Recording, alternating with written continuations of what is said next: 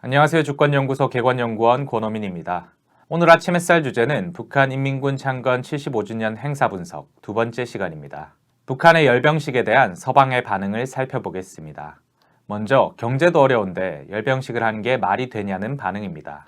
임수석 외교부 대변인은 9일 정례 브리핑에서 악화되는 식량과 경제난에도 전시성 대규모 동원 행사에 귀중한 장비를 낭비하고 있어 개탄스럽다라고 했습니다. 자유아시아 방송은 9일 북한 열병식을 규탄하는 여러 국제인권단체들의 목소리를 소개했습니다. 여기에는 국제앰네스티, 세계기독교연대, 휴먼라이츠재단, 북한인권위원회 등이 등장했습니다. 이들의 주장은 한마디로 북한이 식량난에 시달리면서도 열병식을 하는 것이 잘못이라는 것입니다. 언론도 이런 흐름에 동참했습니다. 연합뉴스TV는 11일 보도, 심각한 식량난 와중에 북 열병식으로 한미 위협, 이라는 기사를 내보냈고, 한겨레는 13일 북한 열병식 이벤트 먹고 살기 힘들어서 자꾸 한다 라는 기사를 통해 이들의 주장을 기정사실로 받아들이고 나름의 분석까지 했습니다. 정부와 언론, 국제인권단체까지 일제히 비슷한 주장을 하는 걸 보면 우연이 아니라 어떤 보이지 않는 손이 작동한 것으로 보입니다. 이들이 식량난의 근거로 꼽는 것은 크게 4가지입니다. 첫째는 대북 소식통입니다. 반북 보도를 할 때마다 등장하는 대북 소식통은 이번에도 나타났습니다. 대북 소식통의 실체는 알 수가 없으며 반북 선전을 주도하는 정보기관이 흘린 정보를 보도할 때 흔히 쓰는 표현으로 보입니다. 오보나 왜곡 보도로 판명난 온갖 악의적인 보도의 출처가 대북 소식통임을 감안하면 이 근거는 신뢰하기 어렵습니다. 둘째는 북한이 2월 하순 노동당 중앙위 제8기 제7차 전원회의 확대회의를 열어 농업 문제를 토의하기로 했다는 것입니다. 회의 소집 결정서를 보면 농업을 안정적이며 지속적인 장성 궤도에 올려 세우기 위하여서는 농업과학기술의 우선적 발전을 추동하며 전반적인 관계체계 완비를 다그치는 것을 비롯하여 농업 부문의 물질 기술적 토대를 더욱 강화해야 하기에 새시대 농촌혁명 강령 실현을 위한 지난해 투쟁 정령을 총화하고 당면한 농사 문제와 농업 발전의 전망 목표들을 토의하기 위하여 회의를 소집한다고 되어 있습니다. 어떻게 해석하여도 식량난이 심각해서 긴급하게 회의를 한다고 볼 수 없습니다. 오히려 농업이 발전하는 것에 맞게 더 높은 목표를 제시하려는 의도로 보입니다. 셋째는 국내외 기관의 각종 정보입니다. 지난해 12월 농촌진흥청은 북한의 2022년도 식량작물 생산량이 전년보다 18만 톤 감소한 451만 톤으로 조사됐다고 했습니다. 북한 지역의 기상 여건, 병충해 발생 및 비료 수급 상황, 국내외 연구기관의 작황자료, 위성 영상 정보 등을 종합적으로 분석한 결과라고 합니다. 물론 현장 조사를 하지 않았으므로 어디까지나 추정일 뿐입니다. 통일부는 농촌진흥청 자료를 토대로 북한의 식량난이 심각하다고 주장했습니다. 유엔 식량농업기구는 2021년 6월 14일 보고서를 통해 북한에 필요한 식량 작물을 사료, 종자 포함 493만 톤이라고 밝혔습니다. 하지만 이는 도정 전 기준입니다. 도정 후 기준으로 환산하면 북한에 필요한 식량 작물은 447만 톤입니다. 따라서 농촌진흥청의 추정을 기준으로 하면 올해 북한은 4만 톤의 식량이 남는 셈입니다. 여기에 지난해 북한이 중국에서 수입한 곡물 13만 톤을 감안하면 17만 톤의 여유가 있다고 할 수 있습니다. 농촌진흥청의 자료는 오히려 북한의 식량난이 없음을 입증하는 자료입니다. 미국의 산팔로스도 1월 19일 북한의 식량 부족 상황이 1990년대 고난의 행군 이후 최악이라고 주장했습니다. 산팔로스는 미국 농무부와 식량농업기구, 세계식량계획의 추정치를 근거로 들었습니다. 하지만 미 농무부는 아예 북한에 접근할 수 없어 인공위성 사진으로 작물 수확량을 추정하는 수준이라 신뢰하기 힘듭니다.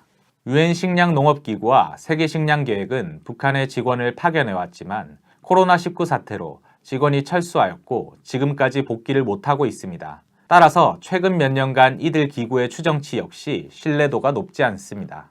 산팔로스는 또 데일리 NK와 일본의 아시아 프레스 같은 반북 언론이 발표하는 북한의 곡물 가격도 참고했습니다. 이들 언론은 북한 내 정보원을 통해 시장 가격을 파악한다고 주장합니다. 하지만 북한은 기본 식량을 배급하며 시장은 개별적인 부족분을 사기 위한 보조수단이기 때문에 시장 가격을 가지고 식량 현황을 파악하는 것은 그리 과학적이지 못합니다. 국제앰네스티 한국지부는 코로나19 사태 이후 탈북한 이들을 대상으로 심층 면접을 하고 이를 분석한 북한의 식량난, 그리고 식량권을 발표했습니다. 국제 엠네스티 한국 지부는 이 글을 통해 식량 가격 상승과는 달리 수급 측면만 놓고 보면 아직까지 큰 문제가 없는 것으로 보인다. 급등한 물가에도 불구하고 주민들이 접근 가능한 식량의 절대량에 있어서만큼은 계절 특성에 따른 일시적인 공급 부족과 같은 특수한 경우를 제외하고는 심각한 부족 현상을 관찰하기 힘들다라고 했습니다. 넷째는 북한이 국제기구에 식량 지원을 요청했다는 주장입니다. 권영세 통일부 장관은 15일 국회 외교통일위원회에서 북한이 세계식량계획 측에 지원을 요청했던 것으로 알고 있다라고 보도했습니다. 그러나 세계식량계획 아시아태평양 지부 쿤리 대변인은 17일 직원들의 북한 복귀에 관해 정기적으로 북한과 논의 중이지만 북한의 공식적인 식량 지원 요청은 없었다라고 밝혔습니다. 윤석열 정부가 국제기구의 이름을 팔아 국회를 상대로 거짓말까지 해가며 북한의 식량난을 주장한 셈입니다. 이처럼 그들이 주장하는 북한의 식량난은 근거가 부족해 신뢰도가 낮습니다. 반대로 북한의 식량난이 없다는 정황은 많습니다. 첫째로 북한 전방 경제가 발전하고 있습니다. 정부 예산도 꾸준히 늘어나고 있으며 평양과 지방 개발 현황을 봐도 하루가 다르게 변화하고 있습니다. 당장 건설 부문만 봐도 평양에 연간 1만 세대가 넘는 대규모 아파트 단지를 매년 건설하고 있고 삼지연시, 검덕지구, 산악협곡도시 등 산골 마을을 도시로 만드는 건설을 했습니다. 식량난이 있다면 농업에 집중 투자를 하지 이런 도시 건설에 투자하지는 않았을 것입니다. 지난해 북한이 홍보한 성과 중에는 대성산 아이스크림 공장 건설도 있었습니다. 또 대학생을 포함해 전체 학생에게 새로운 모양의 교복을 일괄 지급했습니다. 이 역시 식량난과 공존하기 힘든 현상입니다. 둘째로 북한 사회의 전반 분위기가 화려하고 흥성거린다는 점도 있습니다. 2월 8일 건군절 열병식을 비롯해 최근 북한의 행사들을 보면 굉장히 화려하며 관객들의 표정도 밝고 즐거워 보입니다. 평양만 그렇다는 식으로 생각할 수도 없는 게 만약 어느 지역이든 실제 식량난이 있다면 북한이 방송을 통해 전국의 국민에게 행사를 다 보여주지 않을 것이기 때문입니다. 행사뿐 아니라 지난해 하반기 집중된 농촌마을 재개발 사진을 보면 농민들의 표정도 기쁨과 행복에 가까울 뿐 식량난의 흔적을 찾아볼 수도 없습니다. 셋째로 북한 주재 외교관 등 외국 인사들이 식량난을 이야기하지 않습니다. 외교관은 주재하는 나라의 정보를 본국에 전달하는 합법적 정보원입니다. 따라서 북한에 특이 동향이 있다면 이를 본국에 통보하고 나아가 언론에 공개할 수도 있습니다. 예를 들어 북한 주재 러시아 대사인 알렉산드르 마체고라는 종종 러시아 언론과 인터뷰를 통해 북한 소식을 전합니다. 지난해 북한에게 코로나19가 퍼졌을 때도 마체고라 대사는 북한 내 상황을 부정적 내용까지 빠짐없이 언론에 전했습니다. 하지만 마체고라 대사를 포함해 북한 주재 외교관 중에 북한의 식량난을 언급하는 이는 없습니다. 넷째로 북한이 식량 지원을 요청하지 않았습니다. 과거 북한은 식량이 부족하면 국제사회에 지원을 요청했습니다. 2019년에도 김성 유엔 주재 북한 대사는 유엔에 공문을 보내 식량이 부족하다며 지원을 요청했습니다. 이에 따라 당시 문재인 정부가 세계 식량 계획을 통해 쌀 5만 톤을 지원하겠다고 밝히기도 했습니다. 이처럼 북한은 식량난이 있으면 이를 숨기지 않고 국제사회에 지원을 요청합니다. 그러나 현재까지 지원 요청은 없었습니다. 북한에 식량난이 없다는 주장은 국내 학계에서도 나오고 있습니다. 2월 16일 북한 ICT 연구회 세미나에서 김일한 동국대 북한학연구소 연구교수는 북한의 쌀 시장 가격이 안정화하고 있다며 이러한 현상은 비교적 안정적인 식량 수급에서 기인한 결과로 평가하는 것이 합리적이라고 하였으며 지난 20년 동안 북한 당국이 추진해온 식량 증식 정책이 더디지만 일정한 성과를 내고 있다고 평가하는 것이 합리적이라고 했습니다. 또 김 교수는 2월 말 농업을 의제로 노동당 중앙위 전원회의를 소집한 것과 관해서도 위기 대응 측면도 있을 수 있지만 지속 가능한 생산량 혹은 농촌 주민의 삶의 질 개선에 방점을 두고 있는 것 아니냐는 생각이라고 설명했습니다. 밀가루 수입이 늘어나고 있는 점을 지적하며 식생활이 많이 개선됐다고 보는 게 정확한 표현일 것이라고 주장하기도 했습니다. 종합해 볼 때 북한 식량난 주장은 현실에 맞지 않다고 할 수 있습니다. 북한 식량난을 주장하는 이들의 논리는 식량이 부족하니 열병식을 하지 말라, 즉 경제가 어려우면 국방 투자를 줄여야 한다는 것입니다. 이것이 타당한지 살펴보겠습니다. 조선시대 병조판서를 지낸 율곡 이인은 10만 양병설을 주장한 것으로 유명합니다. 이인은 사망하기 한 해 전인 1583년 4월 임금에게 유학 강의를 하면서 국가의 기세가 부진한 것이 극에 달했으니 10년이 지나지 않아서 마땅히 땅이 붕괴하는 화가 있을 것입니다. 원컨대 미리 10만의 군사를 양성하여 도성에 임한 각도에 1만씩을 두어 군사들에게 세금을 면해주고 무예를 단련케 하고 6개월에 나누어 번갈아 도성을 수비하다가 변란이 있을 때는 10만을 합하여 지키게 하는 등 왕급의 대비를 삼아야 합니다. 라고 주장했습니다. 이에 우의정 류성룡이 무사한 때에 군사를 기르는 것은 화를 기르는 것이라고 반박했고 주변 이들도 모두 류성룡의 말을 지지했습니다. 이후 1950년 일본의 통신사로 간 김성일, 황윤길은 서로 엇갈리는 주장을 했습니다. 황윤길은 반드시 왜군이 침략한다고 보고하였고 김성일은 그런 정황을 발견하지 못했다고 했습니다. 류성룡이 김성일 편을 들면서 선조는 전쟁이 나지 않는다는 결론을 내렸습니다. 그러나 10만 양병설을 주장한 지 10년이 지나지 않은 1592년 4월 임진왜란이 발발했습니다. 류성룡은 지금 와서 돌아보면 이인은 참으로 성인이다. 만약 그 말대로 하였으면 나라 일이 어찌 이렇게 되었겠는가 라며 후회했습니다. 여기서 10만 양병설을 채택하느냐 마느냐 혹은 일본의 침략에 대비하느냐 마느냐를 결정하는 기준은 오로지 일본의 침략 징후가 있느냐 없느냐였습니다. 당시 기록을 보면 경제 형편이 좋은가 나쁜가는 아예 거론조차 되지 않았습니다. 임진왜란과 관련해 가장 유명한 인물은 이순신 장군입니다. 전라자도 수군절도사였던 이순신 장군은 전쟁 발발 직전에 거북선을 완성하는 등 국방력 강화에 힘을 쏟았습니다. 반면 원균 등이 수군절도사로 있던 경상도 지역에서는 별다른 국방력 강화의 움직임이 없었고 이로 인해 전쟁 초기에 왜군의 속수무책으로 당했습니다. 전라도는 먹고 살만해서 국방력을 강화했고 경상도는 먹고 살기 힘들어서 국방력을 포기했냐고 하면 그건 아닙니다. 이순신과 원균이 위기를 인식하는 통찰력에 차이가 있었던 것입니다. 현재로 돌아와 봅시다. 올해 들어 한국 경제에 빨간불이 켜졌습니다.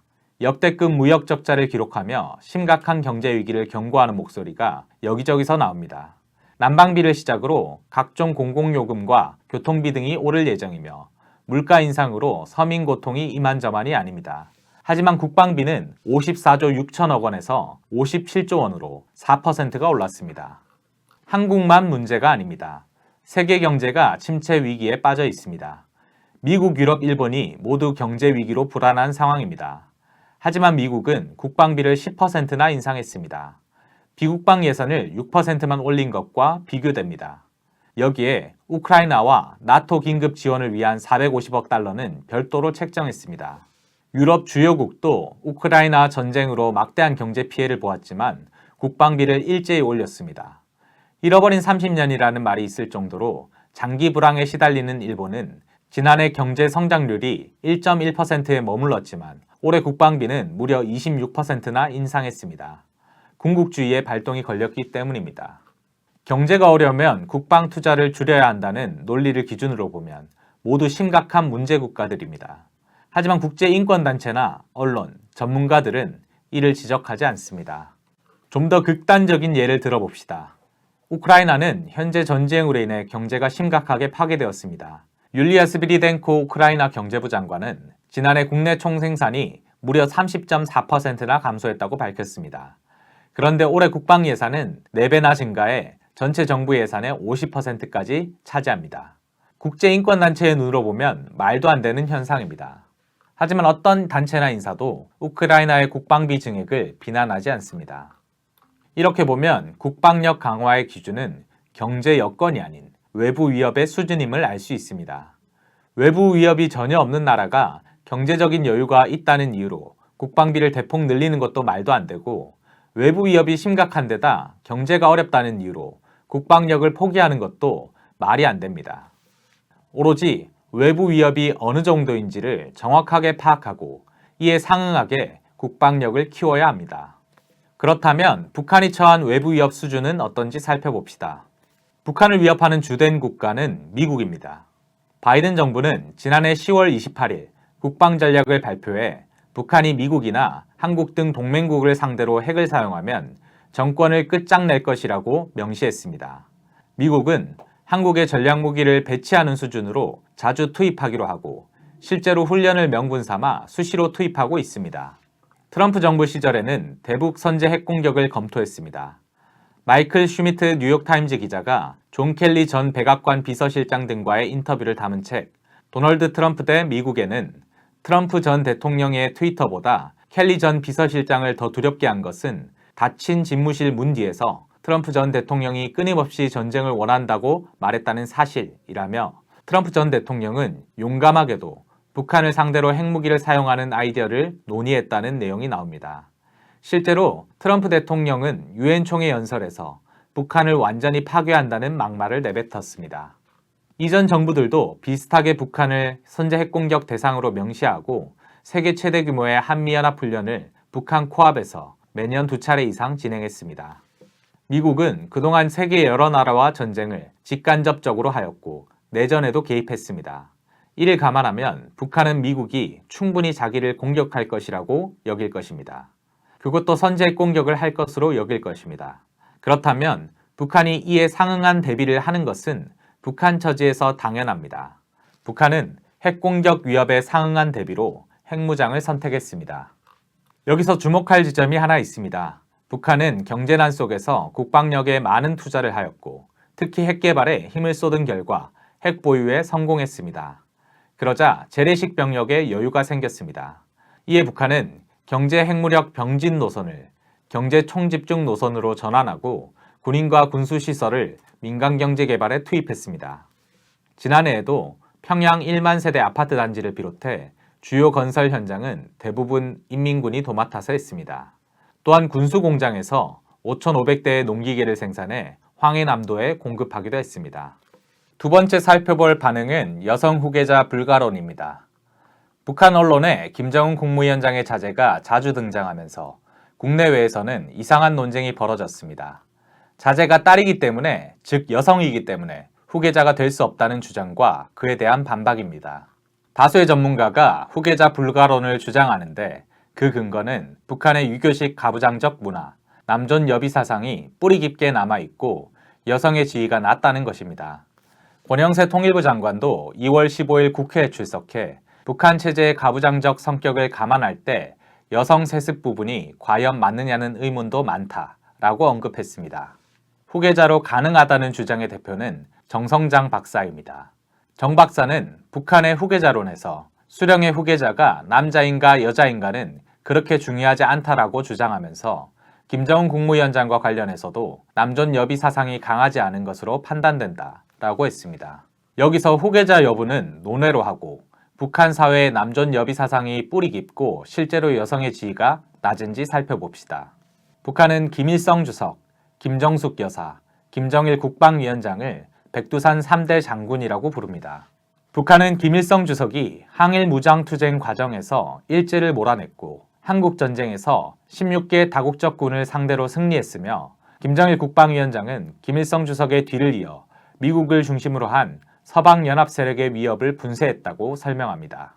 그리고 김정숙 여사에 관해서는 일찍이 항일의 총검을 비껴들고 해방전에 참군하였으며 무수한 전장들에서 백발백중의 사격술로 일제 토벌군을 3대 배듯 쓸어눕히셨고 지하공작 임무를 맡기시면 능숙한 대민 정치공작원이 되시어 각 계층 동포들을 반일 애국의 기치 아래 결집시키시었다.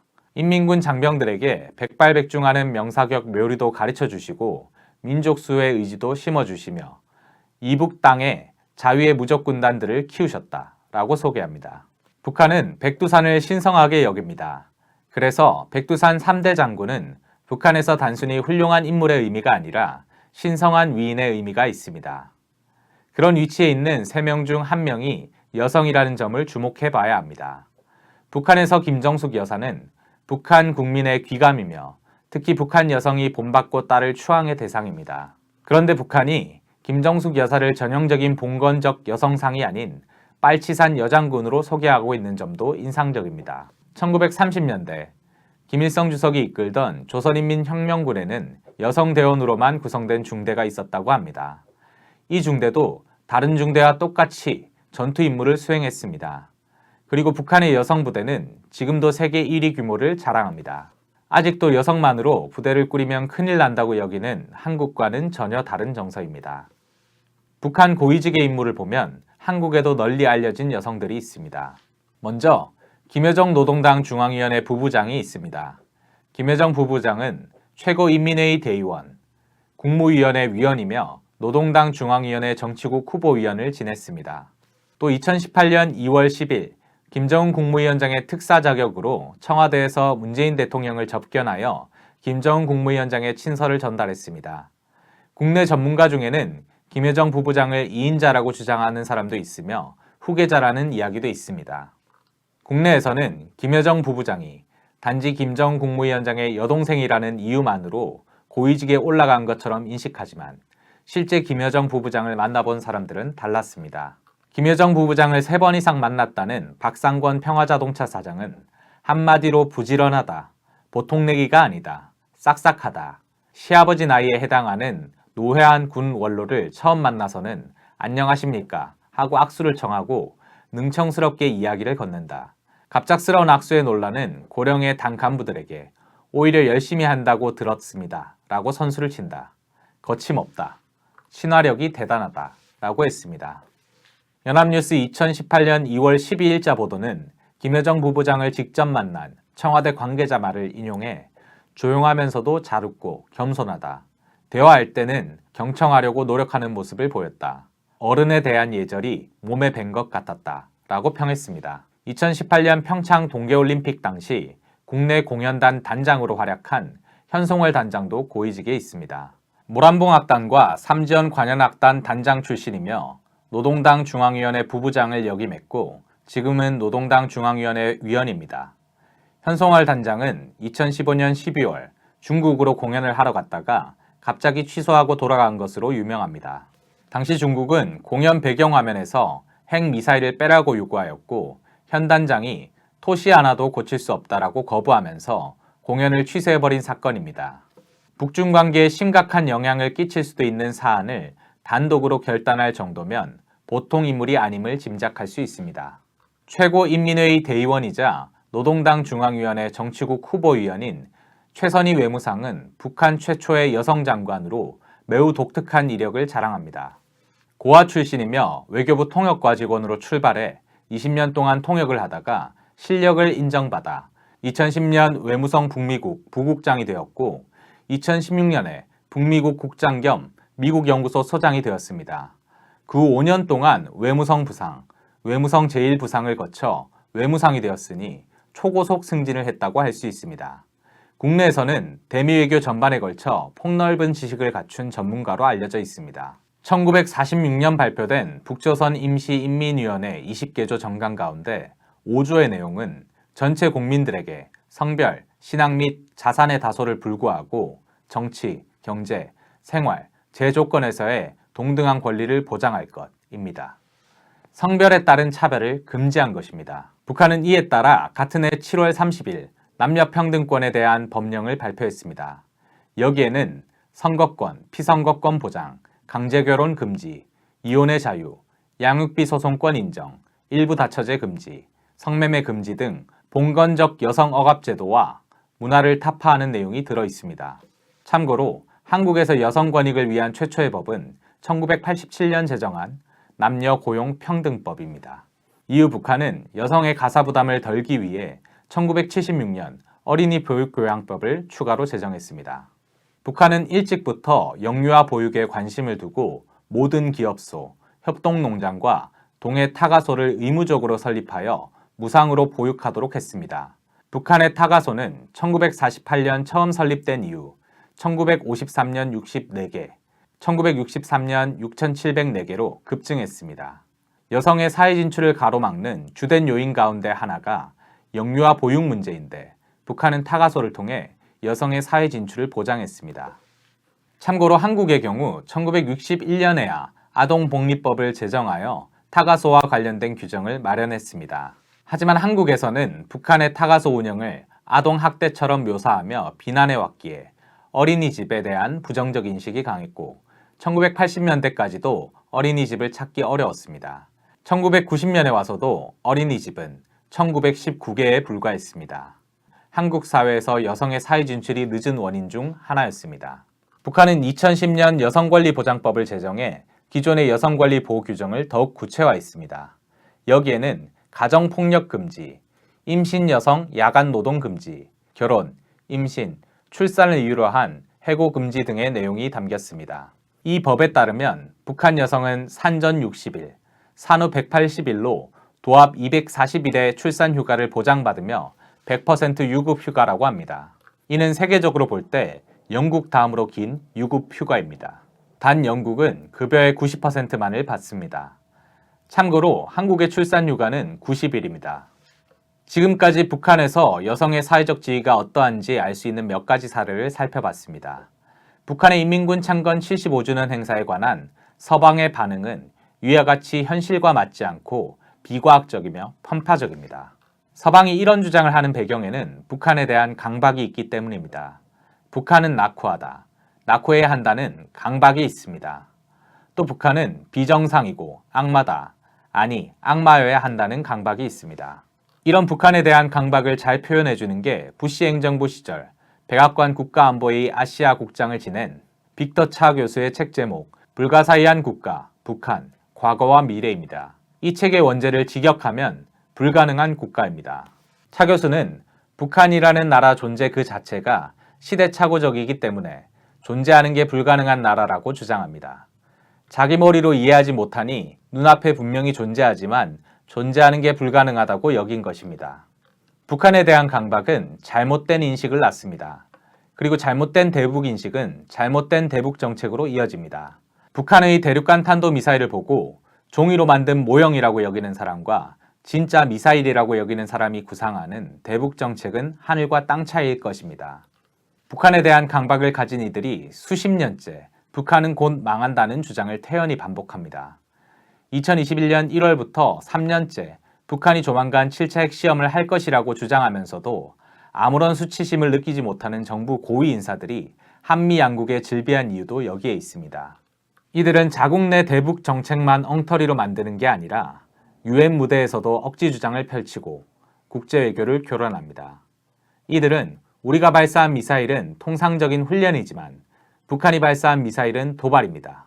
왜냐하면 북한은 불량 국가이기 때문이다는 식의 논리를 펴니다. 그래서 북한은 미사일뿐 아니라 인공위성 발사도 하면 안 된다는 주장까지 합니다. 자국이 발사하는 인공위성은 그냥 인공위성이지만 북한이 발사하는 인공위성은 인공위성을 가장한 미사일이라는 게 그들의 주장입니다. 미국의 비과학적 대북 정책을 상징적으로 보여주는 인물은 존 볼턴 전 국가안보보좌관입니다. 그는 2022년 2월 4일 한미연구소가 주최한 화상대담에서 북한 문제를 해결하기 위해선 중국을 끌어들여야 한다고 주장했습니다. 그러면서 중국과 북한 문제를 논의하는 게 가능할까? 아마 불가능할 것이다. 그래도 나는 중국과 논의하는 것이 대안이라고 생각한다. 라고 말했습니다. 앉은 자리에서 자기 주장을 뒤집는 괴상한 발언을 한 셈인데 자기가 생각해도 자기 주장이 비과학적이니 횡설수설할 수밖에 없습니다. 이번 열병식을 본 미국 고위 인사 가운데는 있는 그대로 자기 생각을 이야기한 이도 있습니다. 마크 에스퍼 전 국방부 장관은 2월 10일 SBS 뉴스 인터뷰에서 확연히 더 커 보이는 고체 연료 방식의 ICBM을 봤다. 북한은 군사적인 능력을 계속 확대하고 있다. 라고 했습니다. 같은 날 주한미 우주국 사령관 조슈아 맥컬리언은 미국 CBS 인터뷰에서 북한이 위성 잔해물을 미국 미사일로 오인해 보복 핵미사일을 쏠 것이 우려된다라고 했습니다. 그러면서 한미일 군사훈련을 북한이 실전으로 인식하지 않도록 조심해야 한다고도 했습니다. 이런 반응이 정상적입니다. 그렇다면 미국이 선택해야 하는 과학적인 대북 정책은 무엇일까요? 미국 언론 폴리티코는 북한 열병식을 분석한 결과 화성포 17형이 12기 등장했고 한 기당 핵탄두 4발씩 탑재하면 총 48개의 핵탄두가 미국에 한꺼번에 날아올 수 있는데 미국은 대륙간 탄도미사일 요격기가 44개 뿐이므로 막을 수 없다고 결론 내렸습니다. 이처럼 북한은 이미 미국 본토를 공격할 능력을 완성했습니다. 그렇다면 미국은 다른 핵 보유국과 똑같이 북한을 대하면 됩니다. 러시아, 중국과 미국은 직접 전쟁하지 않습니다. 서로의 존재를 인정하고 공존하는 정책을 펴니다. 지금처럼 북한을 위협해 전쟁 위기를 고조시키는 행위는 중단해야 합니다. 주한미군을 철수하고 한미연합훈련을 중단하며 북한의 평화협정 체계를 요구하면 북한도 미국을 핵으로 위협하기 어려울 것입니다. 오늘 아침 햇살은 여기까지입니다. 시청해주셔서 감사합니다. 2018년 세 차례 남북 정상회담이 있고 나서 김정은 국무위원장을 직접 만나본 사람들의 여러 이야기를 들을 수 있었습니다. 하지만 한 사람을 한두 번 만나서 그 사람의 참모습을 다 알기란 쉽지 않습니다. 여기 김정은 국무위원장과 오랜 시간 함께한 친구들의 이야기를 들어봅시다. 그것도 무려 외국인 친구입니다. 김정은 국무위원장의 스위스 유학 시절 단짝이었던 주앙 미카엘로, 김정은 국무위원장의 생일에 축하 노래를 불렀던 코트의 악동 데니스 로드먼, 김정은 국무위원장이 어린 시절부터 함께 지낸 요리사 후지모토 겐지, 이들이 전하는 김정은 국무위원장의 숨겨진 면모 그리고 우정을 만나보세요. 김정은 국무위원장과 친구들, 주요 서점에서 만나볼 수 있습니다. 도서출판 615